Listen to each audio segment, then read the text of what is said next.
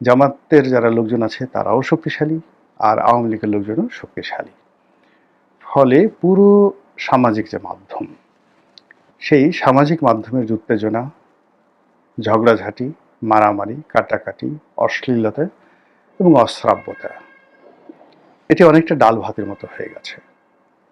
এবং সেই ডাল ভাতের কবলে পড়ে আমাদের তরুণ সমাজ, আমাদের বিভিন্ন শ্রেণী পেশার মানুষ, তাদের যে দীর্ঘদিনের যে স্বাভাবিক মানব ধর্ম রয়েছে, হিউম্যান কোয়ালিটি অ্যান্ড ক্যারেক্টারিস্টিক্স রয়েছে, হিউম্যান থিঙ্কিং রয়েছে, হিউম্যান বিহেভিয়ার রয়েছে, এই সব কিছুর মধ্যে পশুত্ব চলে এসছে, অশ্রাব্যতা চলে এসছে, অসভ্যতামি চলে এসছে, যেটি বড় বড় অপরাধ সংগঠিত করাচ্ছে। এই সময়টাতে যে পায়স্কাম হচ্ছে, মানে সমকামিতা, পুরুষে পুরুষে যেটা তাদের যে যৌনকর্ম,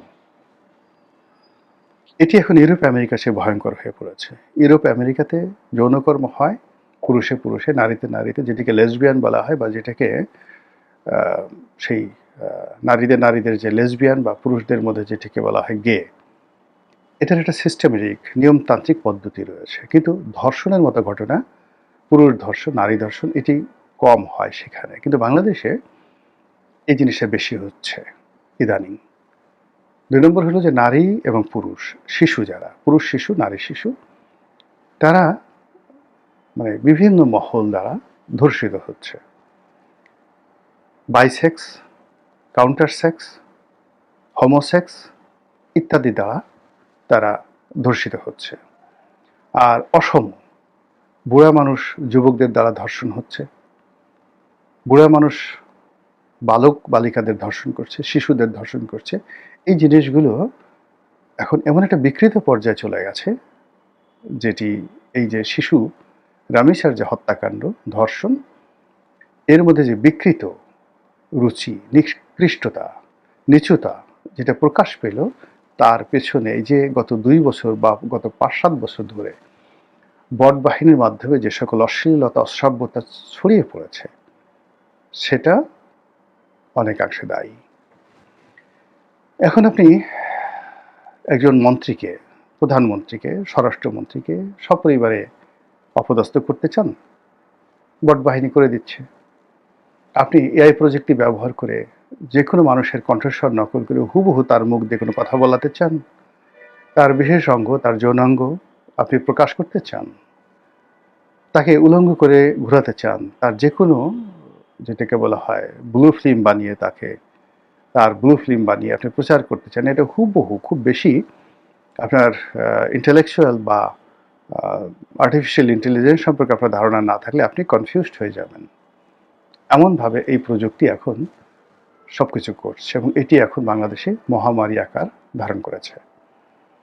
আপনারা জানেন যে ইতিমধ্যে বেশ কয়েকজন গ্রেপ্তার হয়েছেন, যারা জনাব সালাউদ্দিন মানে স্বরাষ্ট্রমন্ত্রী এবং তার পরিবার নিয়ে, বিশেষ করে তার কন্যাকে নিয়ে যে সকল কটূক্তি করেছে, যে সকল অন্যায় করেছে, তার প্রেক্ষিতে কয়েকজন ধরা পড়েছে। এর মধ্যে ছাত্রদলের যারা লোকজন আছে তারাও ধরা পড়েছে। প্রধানমন্ত্রী এবং তার পরিবার, তার কন্যা, তাদেরকে নিয়ে নানা রকম যে অশ্লীলতা, অশ্রাব্যতা, অপপ্রচার এবং এআই নির্মিত বিভিন্ন ভিডিও যেভাবে ছড়ানো হয়েছে, এটি এই মুহূর্তে অন্য কোনো অসভ্য দুনিয়াতেও নেই, সভ্য দুনিয়ার কথা বাদ। কাজে এটা সরকারকে বিব্রত করছে, যারা রাষ্ট্র পরিচালনা করছে তাদেরকে হতোদ্যম করে ফেলছে। তারা এই প্রযুক্তির বিরুদ্ধে লড়াই করতে চাচ্ছে। আপনারা জানেন যে কোনো প্রযুক্তি আমাদের দেশে এই মুহূর্তে যেগুলো চালু আছে, এগুলো ইউরোপ আমেরিকাতে অনেক আগেই তৈরি হয়েছে। যেভাবে ভাইরাস যখন তৈরি হয়, একটি প্রোগ্রামকে ক্র্যাশ করার জন্য ভাইরাস তৈরি হয়, আবার সেটার জন্য অ্যান্টিভাইরাসও তৈরি করা হয়। কাজে এই যে বট বাহিনী বা বট যে প্রযুক্তিটি আমরা ব্যবহার করছি অপর পক্ষকে হেনস্থা করার জন্য, কিংবা ধরুন কারো কল রেকর্ড নকল করার জন্য, কারো টেলিফোন ওয়েবসাইট হ্যাক করার জন্য, আবার এই প্রযুক্তি কারাই কাজগুলো করেছে এগুলো ধরার জন্য কিন্তু নানা রকম প্রযুক্তি পশ্চিমা দুনিয়া তৈরি করে রেখেছে, এবং এটা তাদের একটা ব্যবসা। আমাদের দেশে শেখ হাসিনার জামানাতে ইসরায়েলি বেশ কয়েকটি সফটওয়্যার আমদানি করা হয়েছিল মানুষের কল রেকর্ড করার জন্য, এবং এআই প্রযুক্তি দ্বারা মানুষের যে চলাফেরা, বিশেষ করে রাজনৈতিক যারা নেতৃবৃন্দ রয়েছেন তাদের চলাফেরা শনাক্ত করার জন্য। এবং সেটা এখনো বন্ধ আছে বা সেটা ব্যবহার করা হচ্ছে না, এটা কিন্তু কেউ বলছে না।